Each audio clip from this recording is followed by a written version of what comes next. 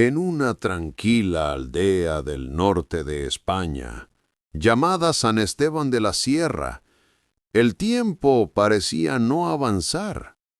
Eran los primeros días de abril de 1984, cuando la rutina del pueblo se vio alterada por un suceso que marcaría para siempre su historia. Manuela Torres, una joven de 27 años, maestra de escuela y conocida por todos por su amabilidad, desapareció sin dejar rastro. Aquella mañana, el sol se filtraba entre las montañas, y el canto de los pájaros anunciaba un día común. Manuela fue vista por última vez caminando hacia la pequeña escuela del pueblo, con su bolso marrón y una bufanda azul que siempre llevaba, pero nunca llegó. Al mediodía, sus alumnos esperaban en silencio. El reloj marcó las 12 y el eco del silencio se hizo pesado. Nadie podía imaginar que aquel sería el comienzo de uno de los misterios más inquietantes de la región. Cuando los vecinos notaron su ausencia, comenzaron las primeras búsquedas. Se revisaron los senderos, los alrededores del río y las antiguas minas que rodeaban el valle.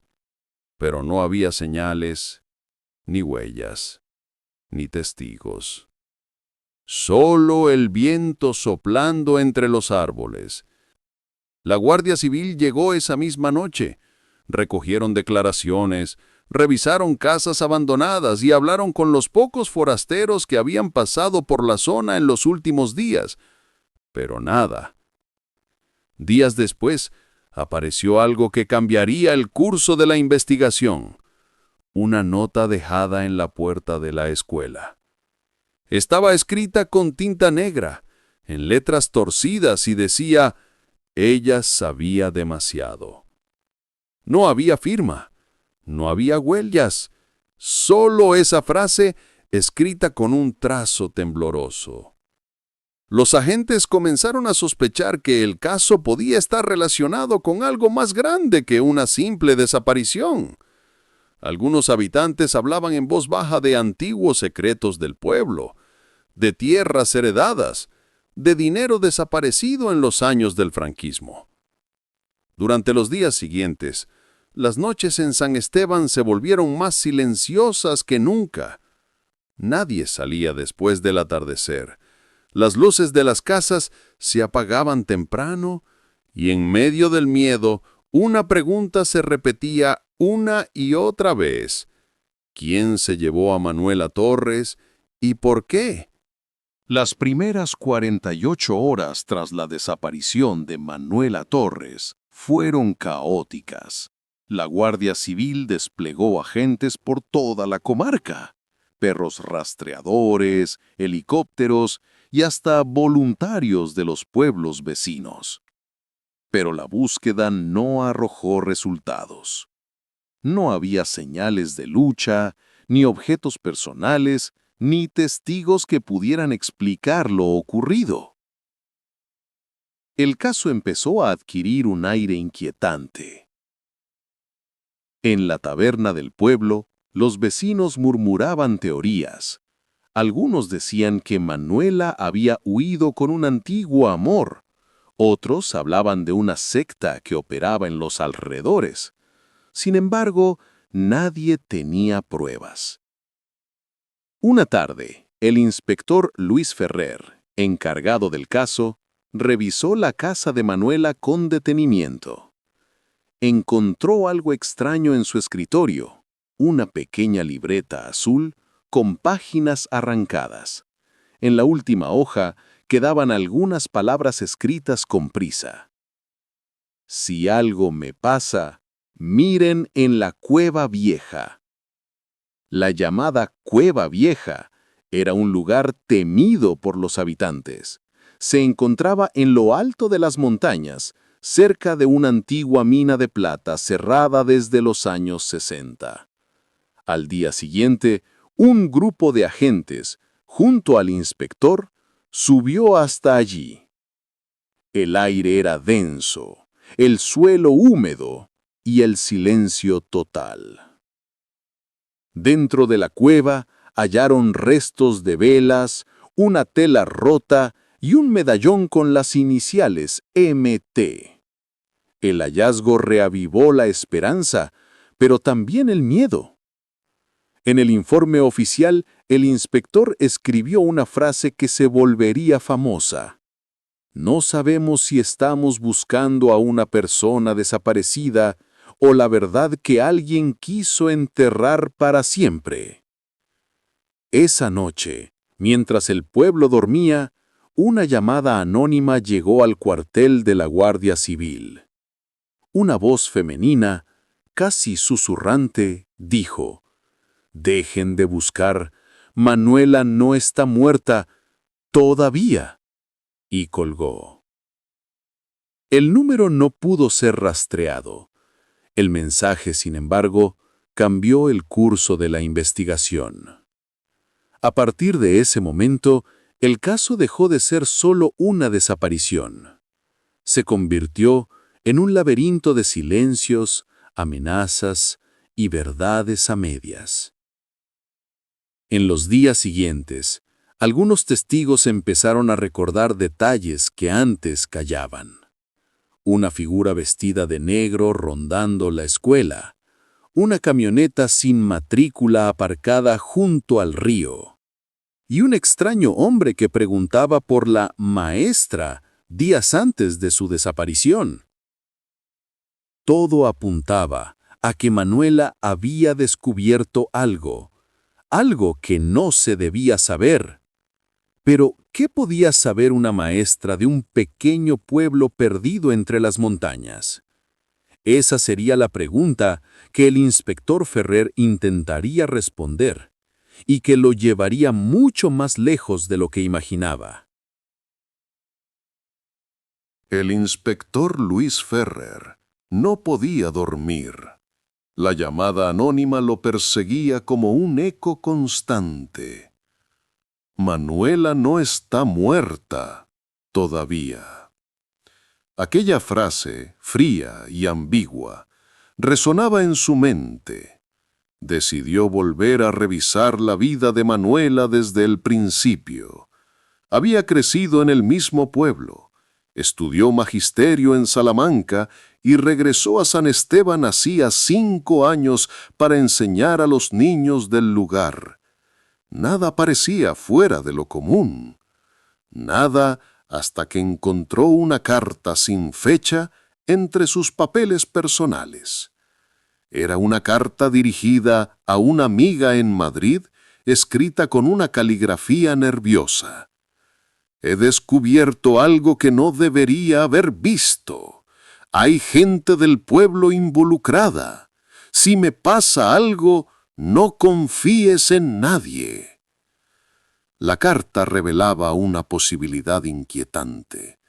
Manuela había visto o sabido algo peligroso. El inspector Ferrer comenzó a hablar discretamente con los vecinos más cercanos a ella.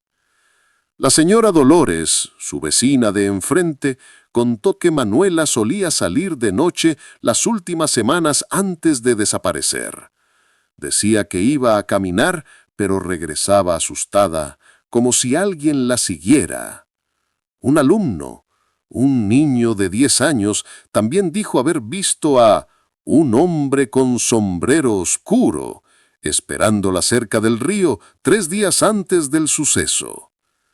Mientras tanto, en la cueva donde habían encontrado el medallón, los agentes descubrieron una nueva pista. Una caja metálica enterrada bajo una piedra. Dentro había fotografías viejas del pueblo, tomadas en los años 50, mostrando reuniones secretas en una casa abandonada. Entre las caras reconocibles aparecían algunos nombres poderosos de la región: el antiguo alcalde, un juez retirado y el padre de Manuela. Esa revelación cayó como un rayo. ¿Podría su propio padre estar involucrado en aquello que ella descubrió? El inspector Ferrer decidió visitar al anciano don Emilio, ya enfermo y postrado en cama. Cuando le mostró las fotos, el viejo guardó silencio largo rato. Luego dijo con voz débil: «Manuela encontró los documentos. No debía hacerlo. No quería callar y por eso la hicieron desaparecer». Antes de que Ferrer pudiera hacer más preguntas, el anciano empezó a llorar. «No sé si sigue viva, pero si lo está, no la busquen más. Hay cosas que deben permanecer enterradas». Aquella noche, el inspector escribió en su informe: «La verdad empieza a oler a miedo». Desde ese momento, el caso tomó un nuevo rumbo. La desaparición de Manuela Torres ya no era solo una tragedia personal, era la puerta a una conspiración antigua, un secreto que el pueblo había guardado durante décadas.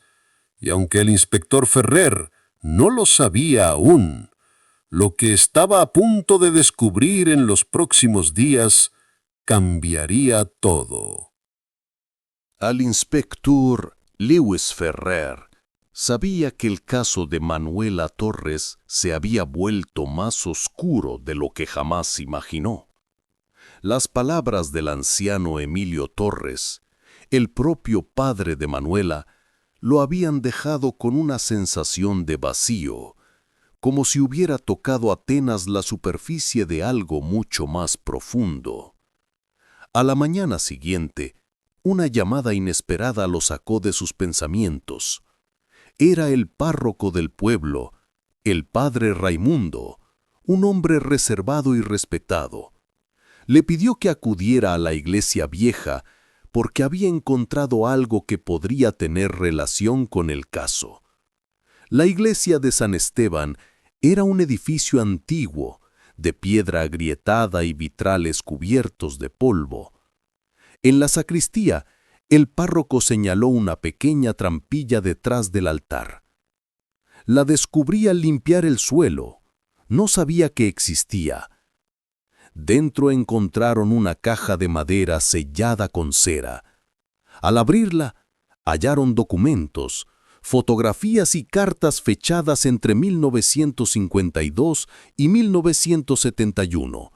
Los papeles revelaban una red de corrupción que operó durante el franquismo, robos de tierras, falsificación de herencias y desapariciones de personas que se opusieron a los poderosos del pueblo. Entre los nombres repetidos, uno destacaba en tinta negra: E. Torres, el padre de Manuela. Pero no estaba solo. También aparecía el nombre del actual alcalde don Julián Morales y del juez Aurelio Vega, retirado hacía años y aún viviendo en el pueblo. El inspector comprendió lo imposible. Manuela había descubierto esos documentos. Tal vez los encontró escondidos en la iglesia mientras ayudaba al párroco con los archivos de la escuela parroquial. Esa noche, Ferrer decidió enfrentar a Julián Morales. El alcalde lo recibió en su despacho con una sonrisa tensa. «Inspector, aún sigue con ese caso. Aquí todos queremos paz. No remueva el pasado». El tono era una advertencia, pero Ferrer no se detuvo. «¿Dónde está Manuela Torres?». El silencio fue su única respuesta. Horas después, al regresar a su alojamiento, el inspector encontró la puerta entreabierta. Sobre su cama había un émbolo blanco. Dentro, una sola foto. Manuela Torres, viva, sentada en una habitación con paredes de piedra. Al dorso, un mensaje escrito a mano. «Ella sigue esperando». El corazón del inspector se aceleró. Si la foto era reciente, entonces Manuela estaba viva, en algún lugar. Ferrer revisó la imagen una y otra vez. Detrás de Manuela se veía una cruz de hierro oxidado clavada en la pared. La reconoció al instante. Era la misma que había visto en la cripta de la iglesia vieja. Todo indicaba que Manuela nunca salió del pueblo y que su prisión estaba más cerca de lo que todos pensaban. El amanecer llegó gris y silencioso sobre San Esteban de la Sierra. El inspector Luis Ferrer ya no tenía dudas. La clave del misterio se encontraba bajo la iglesia. Aquella fotografía de Manuela con la cruz de hierro detrás solo podía haber sido tomada en la cripta antigua, un lugar que según los registros estaba sellado desde hacía más de 30 años. Acompañado por 2 agentes, Ferrer regresó a la iglesia al caer la tarde. El párroco, tembloroso, les entregó las llaves del sótano. «No bajen solos», advirtió. «Hay zonas que el tiempo ha olvidado». La escalera de piedra descendía hacia la oscuridad. El aire era denso, húmedo, cargado de polvo y de historia. Las linternas temblaban al iluminar los pasillos estrechos cubiertos de símbolos antiguos. En una de las paredes, el inspector notó algo extraño. Una grieta reciente. Golpeó suavemente y el sonido hueco reveló un muro falso. Al retirarlo, el grupo descubrió una pequeña habitación. Dentro había una mesa, una silla y restos de comida vieja. Y en la pared, colgado por un clavo, la misma bufanda azul que Manuela llevaba el día de su desaparición. El silencio fue absoluto. En el suelo, bajo una capa de polvo, encontraron también un cuaderno. Las primeras páginas estaban llenas de notas, nombres, fechas, lugares. En la última, escrita con letra temblorosa, se leía: «Si alguien lee esto, sepan que estoy viva. Me tienen aquí abajo.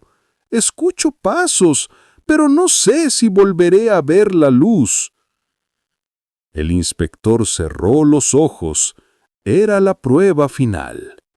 Manuela había estado prisionera en aquella cripta, pero ya no estaba. El forense confirmó que la estancia había sido habitada hasta aproximadamente 2 semanas después de su desaparición. Luego, todo se detuvo.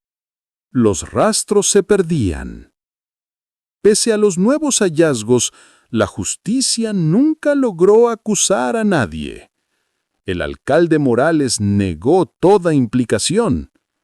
El juez Vega murió meses después de un infarto repentino, y el padre de Manuela falleció sin decir una palabra más.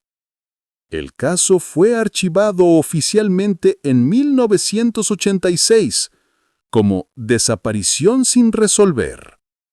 Pero años más tarde, en 1992, un excursionista encontró entre los montes de la región un colgante oxidado con las iniciales MT, junto a restos humanos no identificados. Las pruebas de ADN, sin embargo, nunca pudieron confirmar nada.